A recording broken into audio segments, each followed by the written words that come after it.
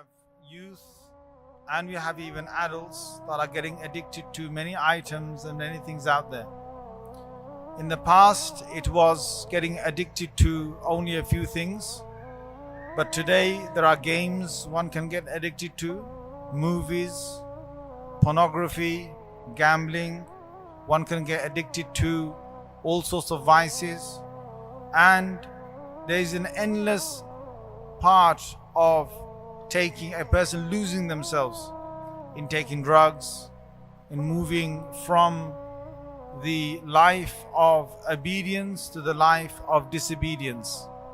Well, my friend, what happens with the nature of sin is that each time a person sins, there is a black dot that is placed onto the heart. Each time a person does a good deed, there is a white dot placed onto the heart. Each time a person does another good deed, there is another white dot on the heart, until it will go completely white, and there will only be the Noor of Allah Azza wa Jal, and a person will only want to be inclined towards Allah. And if the reverse happens, and a person commits a bad deed, then that bad deed will bring a black dot onto the heart. The angel will throw a black dot onto the heart. And if a person continues to sin again, there will be another black dot onto the heart. And a person sins again, there will be another black dot onto the heart. Until the heart feels a kind of rustiness. And the heart feels that it is becoming hard. And the heart becomes such that the heart does not necessarily want to accept the good message that Allah has kept in the Quran and the Sunnah.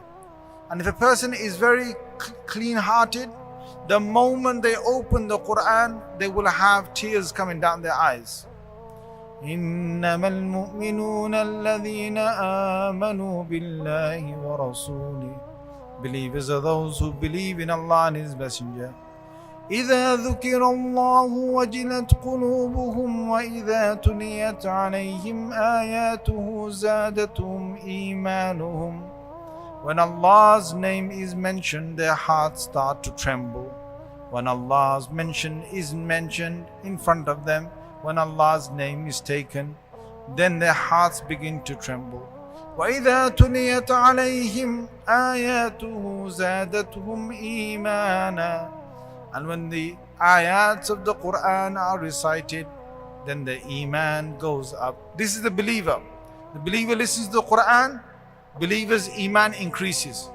As for the person who has got hypocrisy inside them, they've got a marad or a disease inside them, as for that person, Allah Azza wa Jal makes the reverse happen. That person listens to the Quran, they don't feel much. The person listens to Allah's name, they don't feel nothing. It's like, okay Allah. It's like, I've heard Allah. Just like you might talk about Jack, you might talk about Ruby, you might talk about, some other, whoever you talk about, it's just a name. For the believer to be inclined towards Allah, a believer needs to stop sinning with the eyes. For the believer to be connected to Allah, a believer needs to stop sinning with the ears.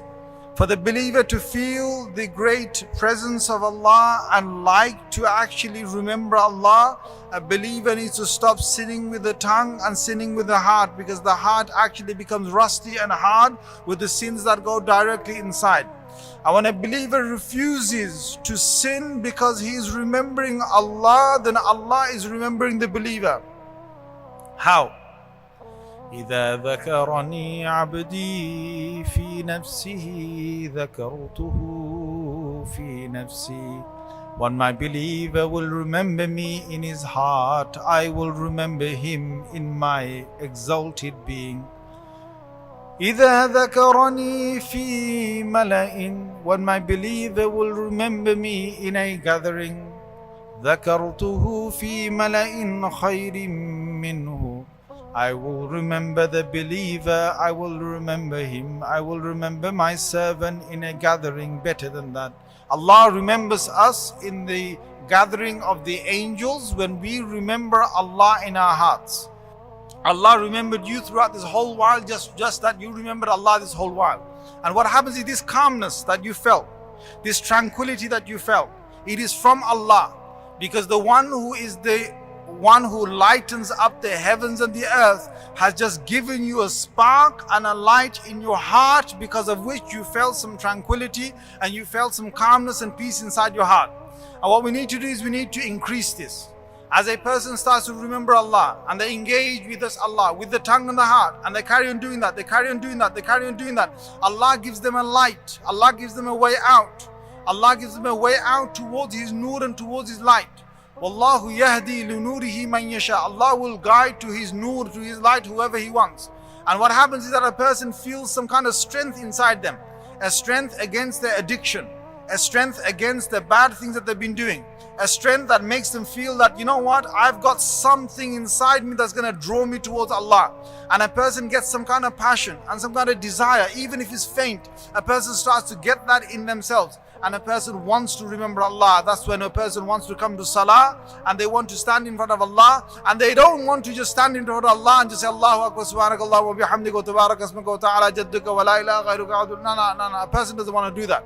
A person wants to feel that they're coming in front of Allah, and they're coming in front of Malikul Muluk, who is the king of all kings. A person is coming now in front of the Rahman, the one who is the most merciful, to in front of the Malik, the one who owns everything, in front of the Khaliq, the one who created me in my mother's womb, the one who is Ghafoor, who's going to forgive me and always is forgiving me, the one who's Samir, who heard every single word I made on this earth when I came to this earth, all the way till today, and all the words I'm going to make and say from my mouth until the day of judgment. That's Samir. And He is Basir, who sees me, sees my actions, knows everything. While I sleep, He watches me. While I play, He knows me. While I'm with my friends hanging around, He knows me, He sees me, He watches me, He knows everything about me. That's the one I'm going to stand in front of. And He is the Alimul Ghaibi wa Shahada. He knows the future, He knows the unseen. He knows what is happening, He knows what's going to happen tomorrow. He's the one who's told me, La ma tadri nafsum madha taksibu ghada. You don't even know what you're going to do tomorrow. وَمَا تَدْرِي نَفْسٌ بِأَيِّ أَرْضٍ تَمُوتُ. You don't even know the earth you're going to die. You think you're living in Trinidad all your life and you're going to die in Trinidad, and you didn't even realize that you're going to go on a holiday somewhere, and in the holiday, while on holiday, Allah's going to take you up. You didn't even know that. You didn't even know that where your death is, in which land your death is. Allah only knows your death, my death, and the land which we die upon. That is the Allah that I'm going to stand in front of. And that is the Allah that has told me that if I pray properly now, I should be able to stop myself from sinning. So what is that way of stopping myself from sinning? Well, when I come in front of Salah, I'm going to be calm. I'm going to be collective. I'm going to take Allah's name. I'm going to think that this is it. I'm going to disconnect myself from everything else and connect myself with Allah. So what does a person do? A person stands, and a person makes a niyyah, and a person raises their hands, and a person like gives up. Oh Allah, that's it. I've given up. Oh Allah, here I am. I surrender. This is surrender. In Salah, this is surrender. I surrender my time for you. There are brothers and sisters who say they ain't got no time to pray. They ain't got no time to pray. There are brothers and sisters who say that their work, they can't pray. There are brothers and sisters who say they've got enough time to go out there and earn a salary, to go out there and drive and do their shopping, but they ain't got time to pray. Tell me this. When you're on your phone, you never say that the time on WhatsApp and the time on Telegram is getting too much. I ain't got no time for WhatsApp. I ain't got no time for WhatsApp. No one say that, boy. No one say that. When a movie is going to be watched, nobody says that I can't watch this movie because the movie is too long. It's too long. It can take all night. 1 hour, 20 minutes. Who got 1 hour and 20 minutes to watch the movie? That's what you're going to say, right? It's too long. Nobody says that. They watch it. When football comes on, 90 minutes are finished. 90 minutes of watching a game are finished. And a person is there and they go into extra time. Who says that extra time? I got no time for extra time. No one says that. Imagine on the day of judgment, Allah is going to say, Allah will say, and this is scary, my servant, I gave you the phone I gave you the phone, or I did not give you the phone. Yes, Allah, you gave me the phone. My servant, I gave you the phone, and I gave you the items on the phone, and I gave you the brain to think of what's on the phone. I gave you the education of reading what's on the phone. I made you know what that is. I gave you a language, I gave you a tongue. My servant, you telling me that you had no time for me, the one who gave you the phone, but you have time for the phone. My servant, I gave you the car, yes or no? Yes, Allah, you gave me the car. My servant, I give you the car. I make you have the car. I give you the petrol and I give you the money for the diesel of the car. I give you the salary at the end of the month, and I'm the one who secured a job. And you're telling me, my servant, you have no time for me, but you have time for your work. You have no time for me and you have time for your car. My servant, did I give you the family, or did you get the family yourself? Oh Allah, you gave me the family. I gave you the wife. I gave you the husband. I gave you the children. You have time for your children. You have time for your wife. You have time for your husband, but you don't have no time for me. You have time for your husband. You have time for others, but you don't have time for me. My servant, did I give you the time to spend on the earth, or did you gain that time yourself? Oh Allah, you gave me the time. My servant, the one who gives you time, you have now no time for me. The one who gave you time, you have no time for him. Allahu Akbar. What are you going to say on the day of judgment? All those brothers and sisters here who don't actually pray, I want you to think about the answer you're going to give Allah on the day of judgment for not praying. And all of those brothers and sisters who are actually praying, you come and you say, oh Allah, I surrender to you and I admit that you are greater than anything that I've ever known. You are greater than me. You are greater than my life. You are greater than my problems. You are greater than anything around me. You are greater than my job. You are greater than my car. You are greater than my phone. You are greater than my TV. You are greater than my games. You are greater than my friends. You are greater than anyone that is around me. You are greater than my parents. You are greater than my house. You are greater than my entertainment. You are greater than the things that I love on this earth. Allahu Akbar. You are the greatest. Allahu Akbar, you are the greatest. That's what Allahu Akbar means. I surrender to you and I say you are the greatest. And then when a person ties their hands, Subhanaka Allahumma, oh Allah, I admit that you have no fault on your side. I have all the faults on my side. That is Subhanaka Allahumma. Oh Allah, you are so pure. You have no fault on your side. I am the one that has all the faults on my side. Wa bihamdika, wallah, I praise you right now. Wa tabarak asmuka, so blessed is your name. Wa ta'ala jadduka, so exalted is your majesty. Wa la ilaha ghayruka, and there is no one worthy of any worship except for you. أعوذ بالله من الشيطان الرجيم. I seek refuge in Allah's power, in His qudra, from the shaitan, from the rejected shaitan. Bismillahir Rahmanir Rahim. And in your name, O Allah, the most merciful, the most kind, I begin to start saying these words. Alhamdulillahi Rabbil Alameen. This is us in prayer now. This is us in front of the King of the Kings. What are we saying? Alhamdulillahi Rabbil Alameen. Everything that I've received, everything that I've had, everything that I've enjoyed in life, everything that I've seen as a gift, all the praises for those gifts, those praises belong to you, O Allah. Allah, you are the Rabb and you are the provider of myself. You provided with me everything that I've got.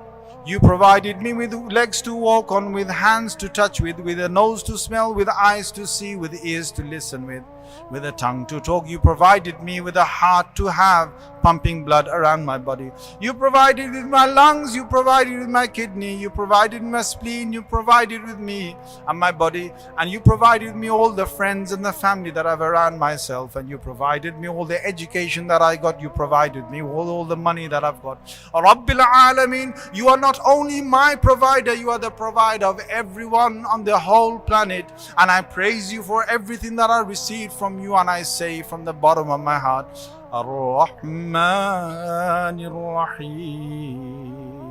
Oh Allah, truly you are the most kind, and your mercy extends over all your creation.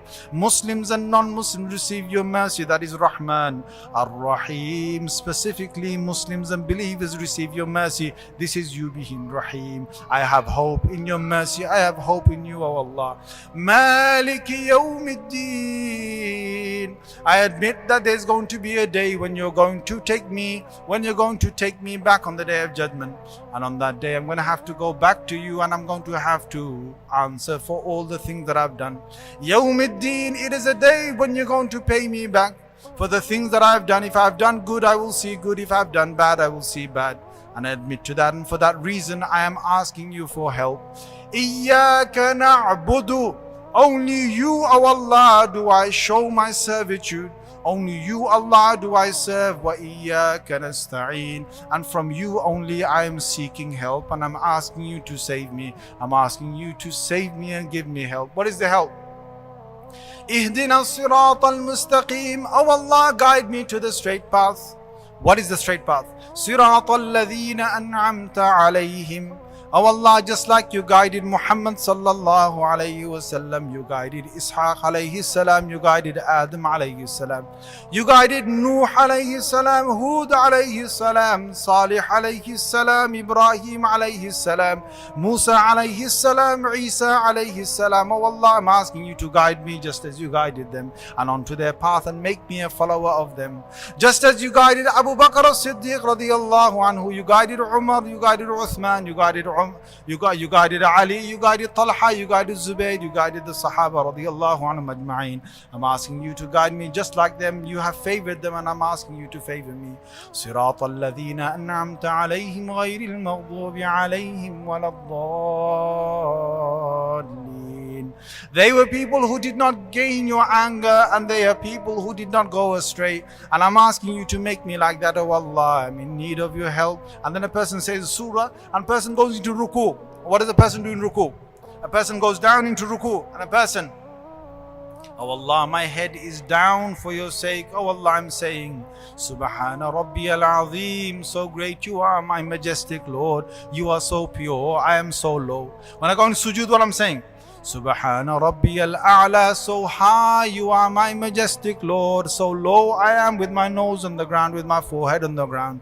And so high you are, my majestic Lord. There is no blame on you, there is blame on myself. My brothers, my sisters, if we remember Allah in our salah like this, if you're able to do dhikr like the way we just did dhikr now sitting here, if we're able to connect our tongue with Allah and connect our heart with Allah while we remember Allah, if we're able to recite the Quran in a tune and in a way that is soothing in our hearts, just like Shaykh Abu Bakr Shatri, may Allah give him a long life, is standing here and he's reciting the Quran to us, and you can feel the tranquility and you can feel the peace at heart.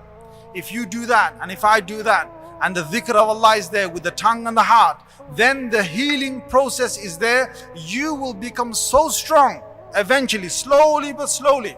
It's like medication. When a doctor prescribes you antibiotics, you have to go through the entire course. When a doctor says to you that you take this therapy for an entire 4 months, you have to go through the 4 months. And when we go through this dhikr of Allah in our tilawah, in our dhikr, in our salah, in the way we think about Allah, in our dua, then what happens is that Allah enlightens the heart. Allah removes the darkness. Allah then makes the heart soft. Allah then unblocks the ears. Allah removes the veil from our eyes. Allah then removes the clot in our tongues, in our hearts. Allah removes all of that. And then what does Allah do? Allah makes us be engaged with Him, and He says in the Quran what? إِذَا تُلِيَتْ عَلَيْهِمْ آيَاتُهُ زَادَتْهُمْ إِيمَانًا. When the ayats and the revelation of the Quran, when the verses are recited, then the iman goes up and the iman gets stronger. This is now the believer. You've now healed yourself.